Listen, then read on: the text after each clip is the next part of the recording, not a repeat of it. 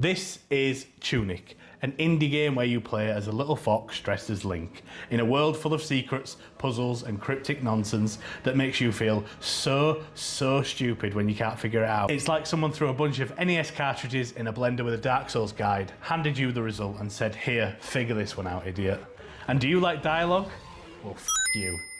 The entire game is told through an unintelligible fake language, which is great if your favourite part of video games is feeling like you accidentally set the language wrong and can't switch it back. It's immersive apparently, but it's also a good cost-cutting measure. The combat is fine. You've got a sword, a shield and a dodge roll and some magic. You'll die a lot, then you'll come back, then you'll die again, and then you'll find a page from an 80s instruction manual that lets you know everything you've been doing so far is wrong. And that's sort of the point. Tunic isn't about action, it's about discovery. It's about figuring out where to go and what to do with no help, no direction, and no regard for your time. It's like a beautiful, mysterious, passive-aggressive escape room which silently judges you while you pull the wrong thing. It's great, and annoying, but mostly great. Tunic is one of those games that allows you to feel clever in very short bursts and then makes you feel stupid for 2 hours. It's adorable, it's haunting, it's maddening. It's like if The Legend of Zelda had a baby with Fez while Dark Souls filmed it and Mist cut the umbilical cord. And then the baby hands you a notebook in a language you don't understand and kicks you down a well.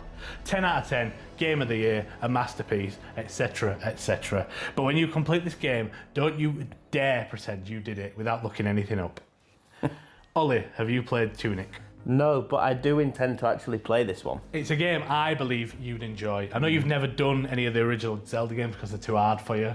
That's not true, but go on. but I still think you'd like this. Anyway, for those that have never heard of this game, it's an isometric action adventure Souls-like. I loathe to use the term Souls-like, but it's out there and it's kind of what it is. Where you play as Link the Fox in a ruined fantasy world. You wake up on a beach with nothing, no items, no guide, no instructions, no nothing, and you just have to go. Eventually you meet a kind of spirit fox trapped in another dimension, and that then becomes your mission to free her from this crystal, and you've got to figure out how to do that. I won't delve too much into the story because there's not a lot of it, and it's more fun to piece it together yourself. Anything I say will inevitably sort of spoil it even a tiny bit. And it's, yeah, like I say, it's more fun to piece together as you sort of run through and the mysteries kind of reveal themselves to you. I feel like the story is a little bit harder to put together than, say, Dark Souls or something like that, because you don't speak the language of the game. Everything's written in runes. So the language is called Runic, I think, or I read that online. I'm not sure if it's true, but yeah, so it's all written in runes. But what's going on in the locations, you know, combined with the sort of manual that you get if you complete it all, gives you the story. You sort of piece together. And I'm sure someone online has translated all the runes if you fancy it. I've not looked into it. I've seen pictures of people with like their notebooks that they've made and hand drawn, you know, all the runes and what letters they correspond to and what have you. I don't think I could play games like this that don't have an obvious narrative all the time, but I definitely do enjoy them when I do play them. But I don't think I could play like back to back where I'm just like, I don't know what's going on, no one's speaking, I can't read anything. And I'm not being misleading when I say this game gives you absolutely nothing. You start with sweet FA.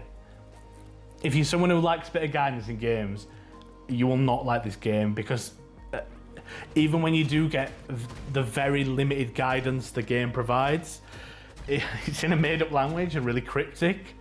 So it's hard to make out sometimes. I've played a lot of Souls games and Souls-likes, and I struggled quite a few times to just figure out where to go next. The game also doesn't tell you what any items are, so you collect an item, and then when you look at it in the menu, it's just question marks. So then you've got to either use it and risk using it for a random, not what it's intended for, or just kind of guess what it is. I didn't even know you could upgrade the character for like a few hours, because they're just some items that you collect, and obviously they've got question marks, and you're like, I don't know where to use this. You collect like various different items that upgrade certain stats, and then you have to, I won't spoil it, but it's not clear, I'll say, just from playing the game. The key really is to find these instruction manual pages within the world of the game. And I think contextually, they were written by maybe like another Fox before you ever got to this land, because they've got like, it's like a book, but then the book has been sort of scribbled, you know, it's been annotated like in pencil and what have you. And I just assume with Fox, because obviously that's what you are. I love this feature. I think it's really cool. It's like one of the first games I've ever seen that's done it. You know, I think I said it before when we played Ocarina of Time. I really don't like modern hand-holding in games of just being told every step of the way what to do. And this game is the exact extreme opposite of that. Like, it's as far in the opposite direction as you could possibly go. And the instruction manual, even though it kind of is hand-holding because it's obviously showing you maps and telling you secrets and what have you, they're not super obvious and they feel earned because you have to go out into the world and find these pages rather than it just being given to you. I really like booklets that you get with older games, you know, that have like details about the characters and the locations and whatever. I think they should make a comeback. So that's why I like them so much. The puzzles are equally as obscure, but kind of once you figure out how to do them, it feels really good. You get a genuine sense of accomplishment. You're like, oh, the first time I did it, I was like, I get it now. I'd walked past a bunch of these like puzzles that I'd seen and thought, oh, there's probably something with them, but I'll figure it out later. And then I sort of looked at one and I was like, oh, maybe I'll try this. And I figured it out and I'm like, oh, that's so sick. It feels great. The fighting in anything to write home about, you sort of have your sword, you've got a shield. Well, you pick up these items, but you have a sword, a shield. I never used the shield, I just rolled instead. I don't know if it's preferable to use your shield, but I've always liked rolling in these games. And you get some magic, well, magic in, you know, inverted commas. Magic is like all encompassing because you get a gun that also uses MP. You basically got your sword, your shield, and then other miscellaneous. It's all very simple, which I think works in the game's favour. I think if it were more complex, it wouldn't suit this type of game. Outside of a few of the bosses, I didn't really find any of the enemies particularly difficult. I might have died like once or twice, but you get the hang of it very quickly. Except for these like miasma insect enemies, who I just got so frustrated with. I just ended up running away from them all because they were just so annoying. They like poison you and it makes your screen shake and you can't see anything. And when you kill one, it splits. And it just got really annoying. I just ran away from them. You can get overwhelmed by enemies if you're not careful. But by and large, you can get through sort of most areas of the game just by being patient, just hitting a couple of times and then rolling to a safe distance and rinse and repeat. Once you've like learnt the enemy's movement and stuff, I suppose like any kind of Souls kind of game. The real challenge of the game is just getting from area to area and figuring out what to do next. I think really the biggest negative and only negative would be that I just wasn't massively keen on the isometricness of it. You sort of look from a certain angle and you're pretty much locked in that angle. And it helps when it comes to like obscuring hidden doors and hidden chests and etc. But I struggle to navigate sometimes quite effectively. I got stuck. I tried to get this chest in one area and it was, especially verticality, I found really challenging with the like the fixed camera and the isometric nature of it. The one chest that I was trying to get in, it was kind of up some stairs and I just could not get the angle right on getting round the corner up the stairs, and I struggled for like a little bit on that, and there were like a few other things like that. But that's just me. That's just maybe my lack of sort of skill in that area. Maybe other people have just breezed through it, but I don't know. You also get to a section where there's loads of miasma around, and it's just annoying. Like I said, the screen goes all funny. Your health gets reduced like permanently. Well, until you heal yourself. It's not negative in terms of gameplay. I think the area works well. I just found it really annoying. So But that's just my kind of thing. I did really enjoy this game though. Once you get into the swing of how it all works, it's a very good game. It's just got such a steep learning curve that I think it probably would put a lot of people off. Unless you've got any further questions, you can give me the...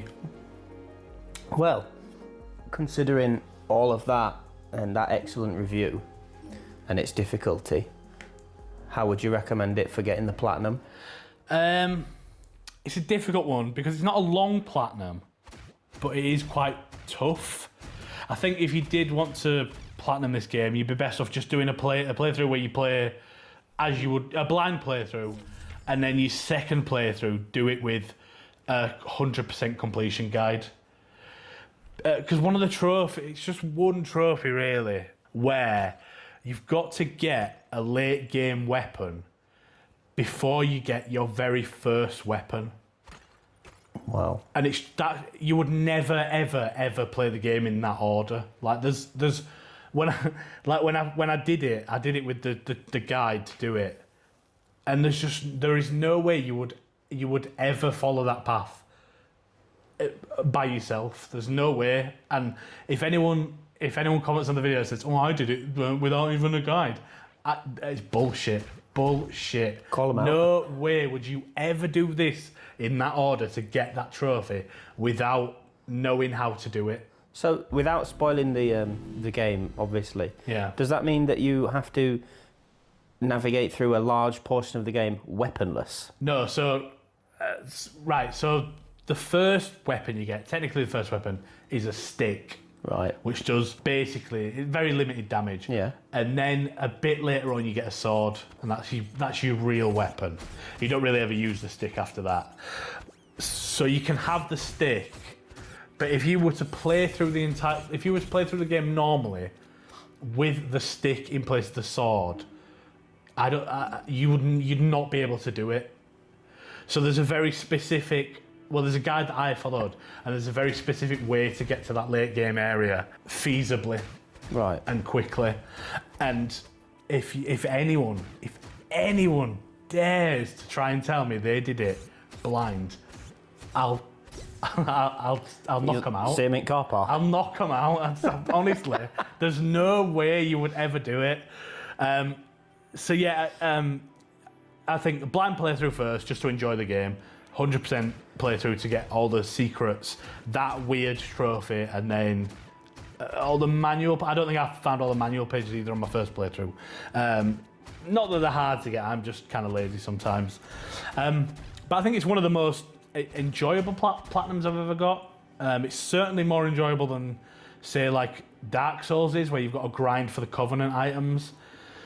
So yeah, it's probably worth getting the platinum just because, if you like the game anyway, it's just enjoyable. Would I recommend this to play? Yes, it's a very good game. Very good game. Like I said, the intro sort of hour or two is hard because you've just got no idea what's going on. But by the time you get to the first major boss, you should be sort of au fait with how everything works and what the items kind of do and everything like that. And then once you've got to that point, you should know then whether you enjoy the game and whether you're likely to play the rest of the game.